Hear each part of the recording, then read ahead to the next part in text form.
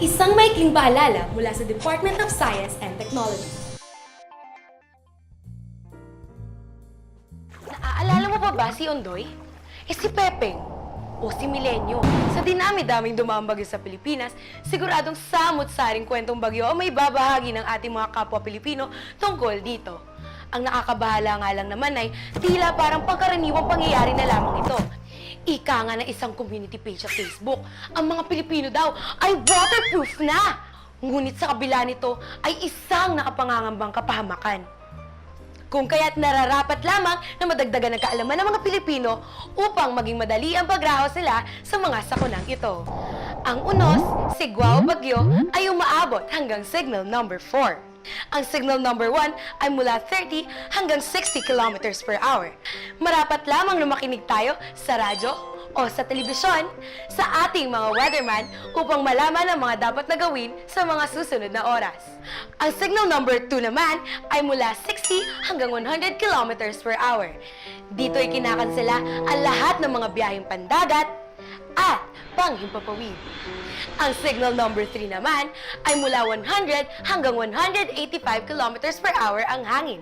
Ikinakansela na dito ang mga klase mula elementarya hanggang kolehiyo.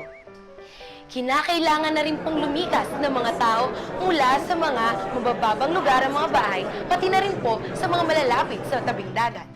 At sa signal number 4 naman, inaasang hihigit sa 185 kilometers per hour ang hangin sa susunod na 12 oras.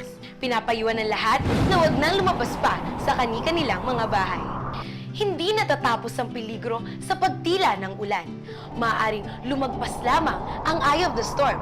Kung kaya't, nararapat lamang na antabayanan ng mga paalaala ukol sa kaligtasan sa inyong lugar.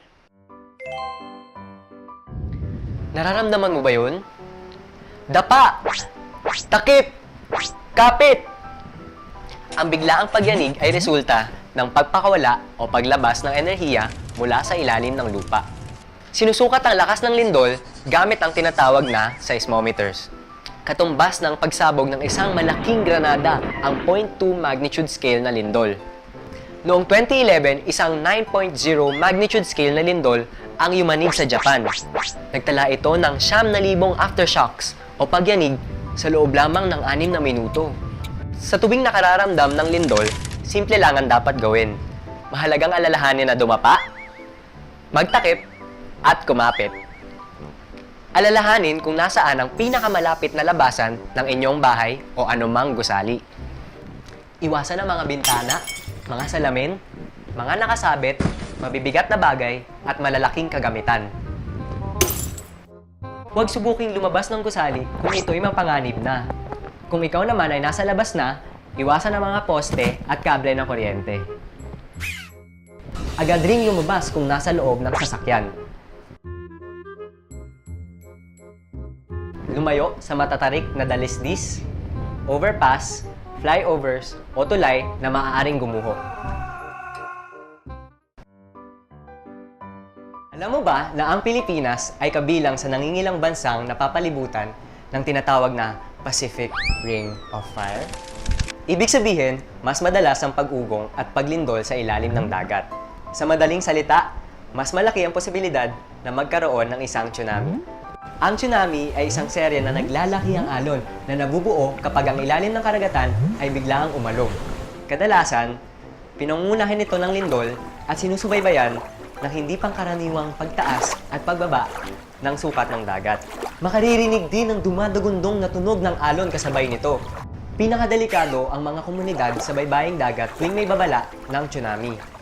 Kaya para sa mga kababayan nating mangingisda o di kaya yung mga bakasyonista, mahalagang malaman ang 4 na alert levels ng tsunami. Alert level 0, 1, 2, at 3. Sa alert level 0, maaaring nagkaroon ng malaking paglindol sa ilalim ng dagat. Ngunit, wala pang inaasahang tsunami. Sa kasunod na alert level, kailangan na magantabay dahil sa posibleng panganib na bumabadya sa mga baybaying lugar. Sa alert level 2 naman, pinapayuhan na ang lahat na lumayo sa dalampasigan sapagkat inaasahan na ang pagdating ng mahigit kumulang 1 metrong pagtaas ng alon. Kapag umabot na sa alert level 3, isang nagraragasa at mapaminsalang tsunami na ang inasahang dumating. ihanda agad ang sarili sa pamamagitan ng paglisan mula sa dalampasigan pagkatapos ng lindol. Sa panahon ngayon, mahirap na ang hindi informed. Sa bawat pag-urong, may posibilidad ng pagsulong. Ang karaniwang flash flood sa Pilipinas ay nagaganap sa loob ng ilang oras, minuto o maging segundo lamang. Upang mabawasan ang pinsala at makaligtas sa sakuna na buhat ng tubig baha, maaari sana'y patatagin ang pundasyon ng inyong mga bahay. Siguraduhin walang bara ang kanal upang maging maayos ang pag-agos ng tubig baha. Iwasang lumusong sa tubig baha upang hindi madapuan ng sakit mula sa mga basura o dumi ng hayop na nahalo sa tubig baha. Siguraduhin din na nakasuot ng bota o ng guwantes kung kinakailangan. Ang susi sa kaligtasan ay puspusang paghahanda, pagmamatsyag, at pagiging alisto sa anumang klase ng kalamidad, mapalindol, baha, bagyo o tsunami pa man. Panatilihing may nakalaang emergency o survival kit na naglalaman ng tubig, pagkain, first aid kit, damit, flashlight at baterya, toiletries, pera, mobile phone, battery-powered radio, listahan ng mga emergency contacts, at mahalagang papeles na madaling makita at maabot kapag kailangan. Mariinding pinapayuhan ng lahat na magtalaga ng emergency plan at exit routes sa inyong mga eskwelahan, sa bahay at sa opisina. Huwag magatubiling dumalo sa mga drills na inoorganisa sa inyong mga komunidad. Laging maging alerto, maganda, mag-ingat at maging ligtas pagdating ng mga peligro. Para sa karagdagang impormasyon, bisitahin lamang ang mga websites ng mga nakalaang ahensya.